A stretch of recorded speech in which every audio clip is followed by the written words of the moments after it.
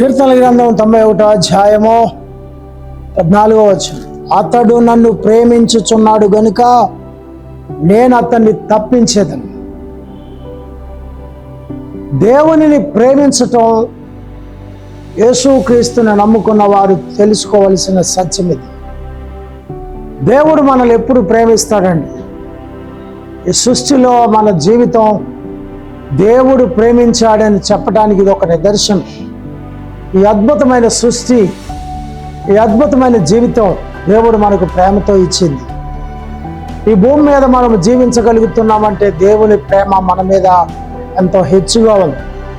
అంత మాత్రమే కాదు, దేవుడు లోకమును ప్రేమించి తానే లోకానికి నరవతారిగా వచ్చి శరీరధారుడిగా వచ్చి మన కొరకు సిలువలో తన ప్రాణమును అర్పించి రక్తమును కార్చి మరణించి తిరిగి లేచాడు. ఇది ఆయన ప్రేమకు సాదృశ్యం. దేవుడు ప్రేమస్వరూపి. ఆయన ఎలాంటి వారినైనా ఎవరినైనా ఎంతటి దుష్ట దుర్మార్గునైనా ఆయన ప్రేమించే దేవుడు. యేసు ప్రభు ప్రేమామూర్తి. ఆయన మనల్ని ఎప్పుడు ప్రేమిస్తాడు, విడువక ప్రేమిస్తాడు, అన్ని వేళలా ప్రేమిస్తాడు. తల్లికి తండ్రి కన్నా మించిన ప్రేమ మన ఎడలా చూపిస్తాడు. అయితే ఇక్కడ ఇంకో విషయం మనం గమనించాలి.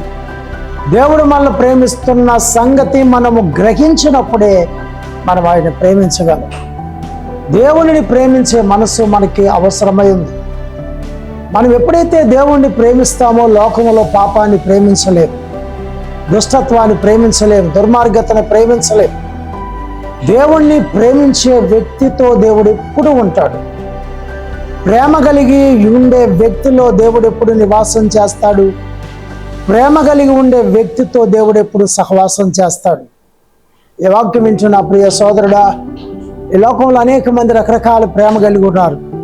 ఆస్తుని ప్రేమించే వాళ్ళు కొందరు, అంతస్తుని ప్రేమించే వాళ్ళు కొందరు, ధనాన్ని ప్రేమించే వాళ్ళు కొందరు, వ్యర్థమైన ఇంకా రకరకాలైన వాటిని ప్రేమించి భ్రష్టులైపోతున్న వాళ్ళు మరికొందరు. యవనస్తులైతే వాళ్ళు ఎలాంటి ప్రేమలో పడిపోయి వాళ్ళ జీవితాలను చిక్కుల్లో పెట్టుకుంటున్నారో మనం వేరే చెప్పనక్కర్లేదు.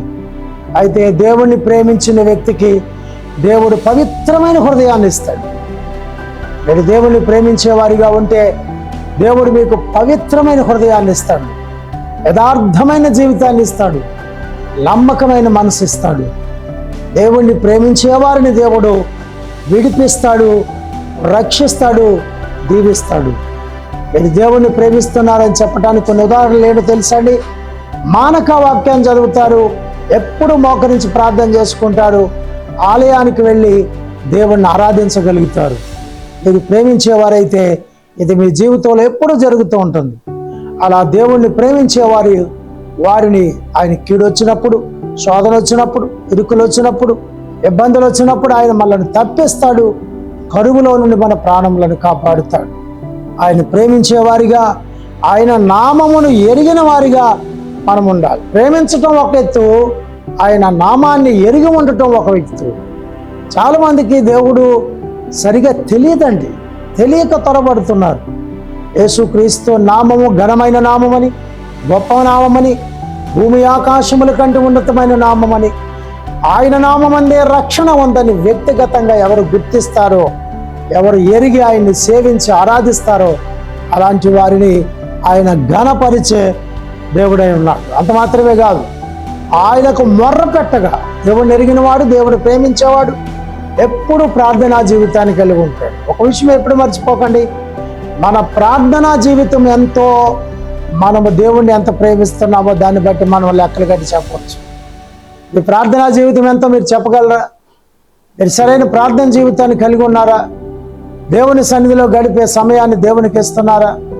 ప్రార్థనలో గడిపే సమయాన్ని దేవునికి ఇస్తుంటే అది మీరు దేవుణ్ణి ప్రేమిస్తున్నారు అని చెప్పటానికి అదొక గుర్తుగా ఉంది. అంతేకాదు, ఆయనకు మొర్ర పెట్టే వారికి ఆయన ప్రత్యుత్తరం ఇస్తాడు. దేవుడు ఎంత గొప్ప దేవుడు అంటేనండి, మన దేవుడు ప్రార్థనలకు జవాబులు ఇచ్చే దేవుడు.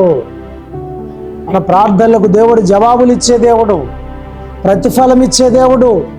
అంతేకాదు, దేవుడు నమ్ముకున్న వాళ్ళు కొన్నిసార్లు శ్రమలు రావచ్చు, వ్యాధులు రావచ్చు, ఇరుకులు రావచ్చు, ఇబ్బందులు రావచ్చు, సమస్యలు రావచ్చు, పేదరికం రావచ్చు, పరీక్షలు కూడా రావచ్చు, ఇబ్బందులు రావచ్చు. కానీ శ్రమలలో మనలను విడిచిపెట్టకుండా మనకు తోడుగా ఉండే దేవుడు. యేసుప్రభు ఎవరనుకుంటున్నారు? ఒక గుళ్ళో నిలబెట్టిన విగ్రహం కాదండి. యేసుప్రభు ఒక గుళ్ళో దాచి నిలబడిన దేవుడు కాదండి. యేసుప్రభు అంటే ఎక్కడో ఒక గోడ కొట్టేసి అలా నిలబెట్టిన దేవుడు కాదండి, బొమ్మ కాదండి. ఆయన మనకు ఎప్పుడు తోడుగా ఉండే దేవుడు. మనము ఎక్కడ ఉన్న అన్ని వేళలా మనలను కాపాడుతూ మనతో వచ్చే దేవుడు. యేసుక్రీస్తు శ్రమలలో మనల్ని విడిచిపెట్టక మనకు తోడై ఉన్న దేవుడని వాక్యం చెప్తుంది. అంతేకాదు, శ్రమలలో నుండి మనల్ని విడిపించి వాళ్ళను గొప్ప చేస్తాడు. దీర్ఘాయుష్యత వాళ్ళను తృప్తిపరుస్తాడు. కొంతమందికి ఆరోగ్యం ఉంటే ఆయుష్ ఉండదు, ఆయుష్ ఉంటే ఆరోగ్యం ఉండదు. ఆరోగ్యము ఆయుష్ ఉంటే అనుభవించే ఆ ఆధిపత్యం ఉండదు. యేసుక్రీస్తును ప్రేమించేవారు, ప్రార్థించేవారు, ఆయన నామాన్ని ఎరిగిన వారు దీర్ఘాయుష్తో జీవిస్తారు. దీర్ఘాయుష్మంతులుగా చేస్తాడు దేవుడు. ఆయుష్నిస్తాడు, ఆరోగ్యాన్ని ఇస్తాడు, అవకాశాలు ఇస్తాడు. ఈ లోకంలో దంజులుగా చేస్తాడు. దేవుడిని ఎరగిన వాడికి ఆయుష్ ఉంటుంది కానీ ఆరోగ్యం ఉండదు. కొన్నిసార్లు ఆరోగ్యం ఉంటుంది కానీ ఆయుష్ ఉండదు. కొన్నిసార్లు రెండు ఉంటాయి కానీ జీవితంలో తీపితనం ఉండదు. యేసుక్రీస్తు నమ్మిన వాడికి దీర్ఘాయుష్మంతుడిగా చేస్తాడు యేసు ప్రభు. ఈ వాక్యం వింటున్న మీ జీవితాల్లో ఆయన దీర్ఘాయుష్మంతుడిగా చేస్తాడు. ఆయన రక్షించే దేవుడు. ప్రతి శాపము నుండి, పాపము నుండి విడిపించి నిర్దోషులుగా చేసే దేవుడు. ఈ ప్రభుని మీరు నమ్ముకోండి, అంగీకరించండి, ప్రభువుని ఇష్టపడండి. ఆయన ప్రేమించేవారిగా, ప్రార్థించేవారిగా, ఘనపరిచేవారిగా, ఆయనతో నడిచేవారిగా, ఆయన విడిచిపెట్టని వారిగా ఉంటే దేవుడు మిమ్మల్ని దీవిస్తాడు, దీర్ఘాయుష్మంతులు చేస్తాడు. అంతేకాదు మీకు రక్షణ అందిస్తాడు, మిమ్మల్ని రక్షిస్తాడు, ప్రతి కీడు శాపము నుండి తప్పిస్తాడు. అట్టి కృపా దేవుడు మీకు ఇచ్చునుగాక. ఆమేన్.